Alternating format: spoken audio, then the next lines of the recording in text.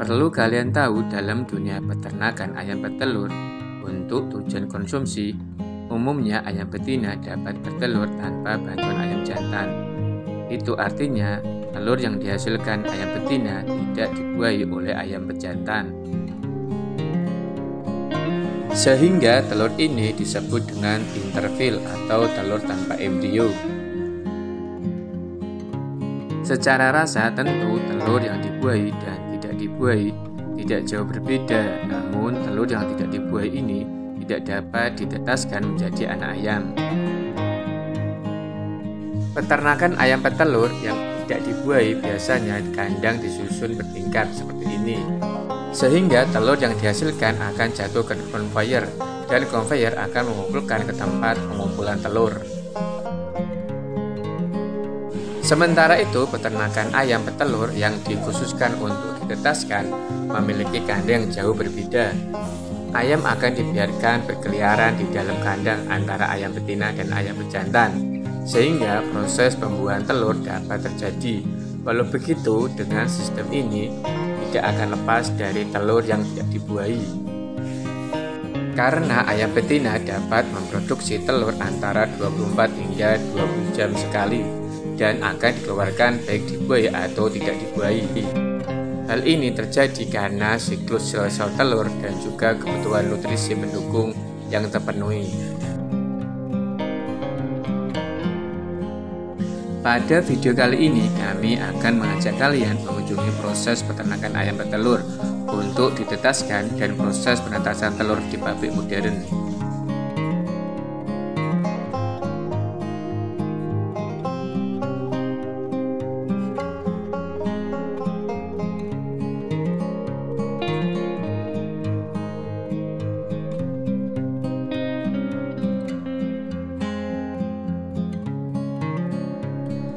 Ini adalah fasilitas penetasan milik perusahaan Bell & Evans Chicken di Turing, Amerika.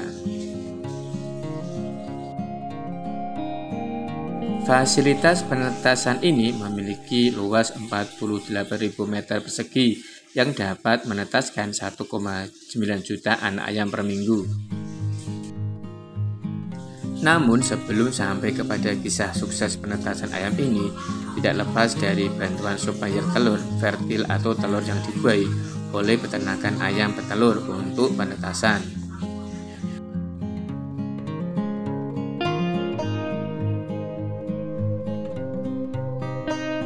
Ketika anak ayam pertama kali datang ke rumah peternakan ayam petelur ini, peternak memerlukan perawatan dan pembesaran sekitar 20 minggu ke depan, atau sekitar 5 hingga 6 bulan sebelum akhirnya ayam mulai masuk ke siklus produksi.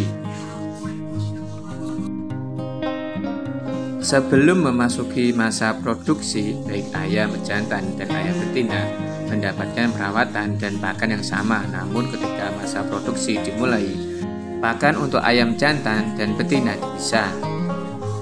Lalu bagaimana cara memisahkan pakan ayam jantan dan betina dalam satu kandang? Karena ayam jantan dan betina memiliki ukuran kepala dan tinggi yang berbeda, sehingga hal ini menjadikan celah untuk peternakan memanfaatkannya. Ayam jantan diberi pakan dari deretan panci yang diturunkan dari langit-langit hingga ketinggian tertentu, di mana ayam jantan dapat menjangkaunya dan ayam betina tidak dapat menjangkaunya. Sementara itu, ayam betina diberi pakan dari konveyor pengumpan jalan yang diberi pagar dengan lebar tertentu yang memungkinkan kepala ayam betina dapat melewati dan ayam jantan tidak dapat melewatinya. Makanan dari konveyor berjalan ini dikomposisi sesuai dengan kebutuhan nutrisi yang lebih tinggi untuk produksi telur mereka.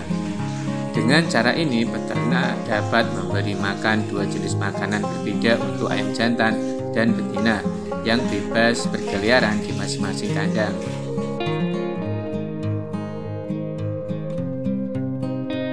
Kandang ayam petelur ini memiliki banyak cahaya alami dan juga suhu yang lebih dingin. Hal ini didukung dengan ventilasi yang dapat dibuka dan ditutup dan kipas dinding, samping, dan saluran masuk udara selama suhu sedang. Sementara ketika suhu luar ruangan mulai menghangat, bangunan akan berubah dengan sendirinya menjadi bangunan berventilasi terowongan modern. Selain itu, untuk membuat kandang ramah lingkungan dan meminimalisir amonia ayam, dan kontrol lalat kandang dilengkapi dengan sistem pembuangan kotoran otomatis yang akan mengambil kotoran ayam 5 kali sehari. Hal ini bertujuan meningkatkan kualitas udara untuk ayam sepanjang tahun karena tidak ada kotoran di dalam bangunan. Semua sistem ventilasi dan penyiraman pemberian pakan diotomatisasi melalui pengontrolan. Di fasilitas ini ada 14.000 ayam di masing-masing rumah. Setiap rumah menghasilkan sekitar 12.000 telur tetap sehari. Ayam betina yang akan bertelur memasuki kandang dan telur akan menggelinding ke konveyor. Telur ini selanjutnya dibawa ke fasilitas pengumpul telur. Kemudian telur ini akan dipisahkan antara telur intervil dan fertil untuk memastikan kualitas dalam proses penetasan telur.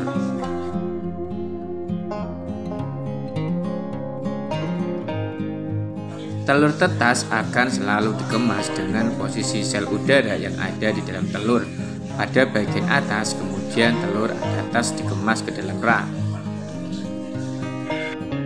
Rak pertanian kemudian dipindahkan dari ruang pengumpulan telur ini ke pendingin yang diadakan pada suhu kamar di mana mereka disimpan sampai truk telur tiba untuk membawanya ke tempat penetasan telur.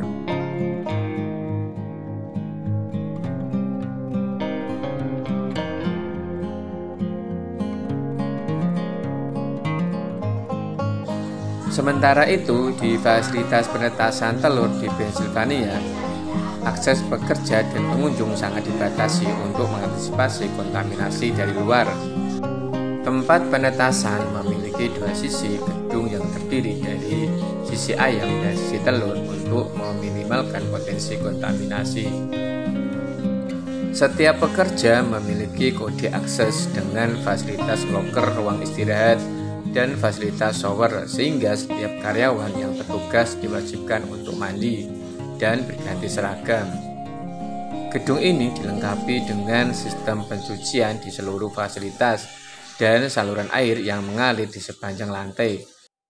Sementara di sepanjang lorong dilengkapi dengan ruang penyimpanan bahan kimia, ruang listrik, dan lemari petugas kebersihan.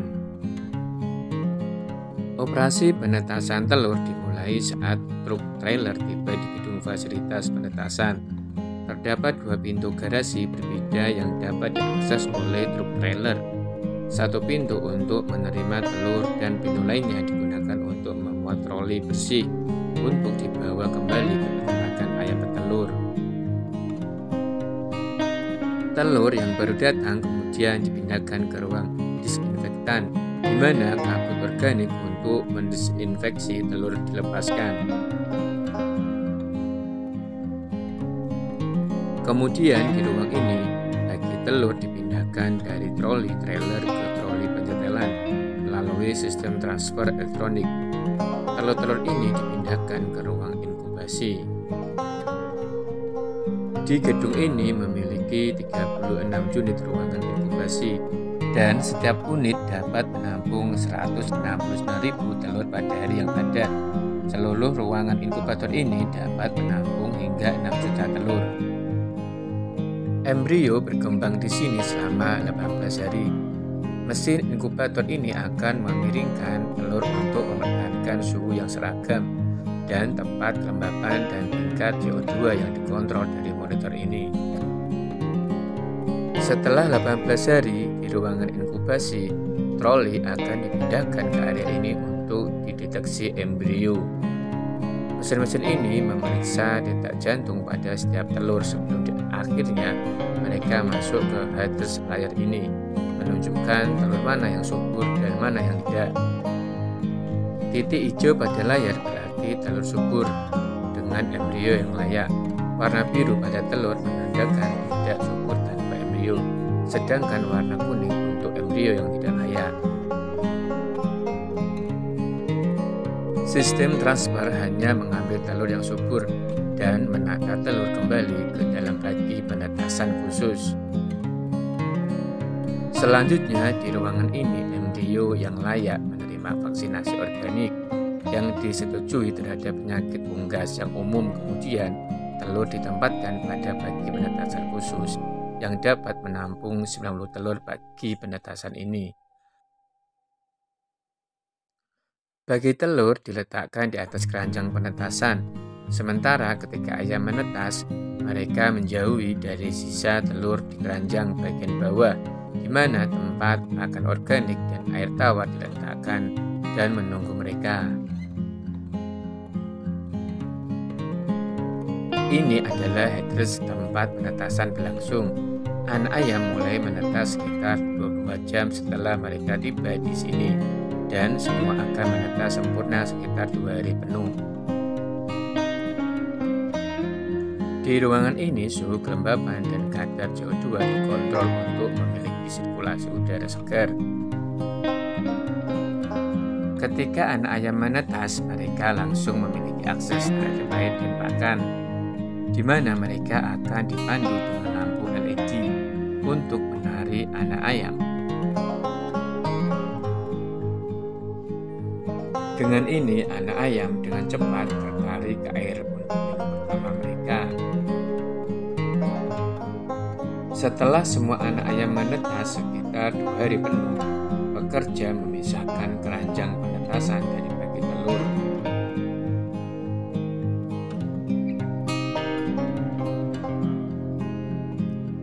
Nampan cangkang dibersihkan untuk digunakan kembali.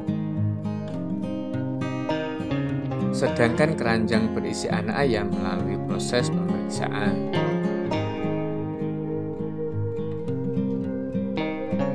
Anak ayam selanjutnya diperiksa secara visual oleh pekerja.